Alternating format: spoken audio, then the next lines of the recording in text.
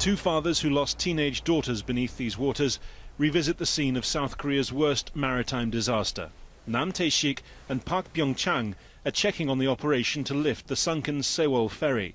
After repeated delays, it was supposed to have happened this month, but the latest reports suggest another setback: problems inserting beams beneath the hull.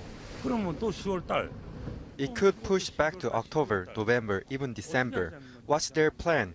The hull is continuing to deteriorate. We want to leave the ship intact so that we can find out how the accident took place.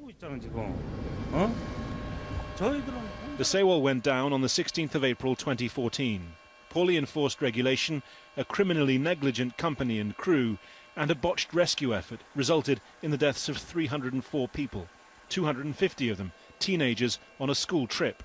It is extraordinary to be out here nearly 2.5 years since the Sewol went down to think that it's still down there on the sea floor. The families aren't just upset about the continued delays to the salvage operation, but also about the kind of operation that's planned. It would see the ship lifted onto dry land and then sliced apart, the safest and quickest way to find the remaining 9 bodies, the government says. But for bereaved fathers like Jung Sung-uk, that would make preserving the remains and finding answers more difficult.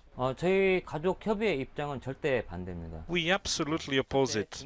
Cutting the hull itself would hamper evidence, as mechanical data linked to the steering house would be damaged. If you sever the hull and tilt by 90 degrees, bodies could be broken. The absence of so many young lives isn't just affecting parents, but siblings too.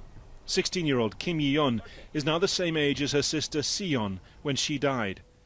She's a regular visitor to a youth centre where she meets fellow teenagers dealing not just with grief, but with schoolyard taunts and internet abuse from those who say the families should stop their public campaign. Classmates would speak ill of it. Sometimes they steal and throw away snacks. Some even hurl insults at siblings.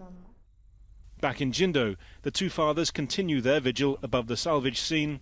Park Byung-chang says when his daughter died, there was nothing he could do to save her. Now he's doing the only thing he can.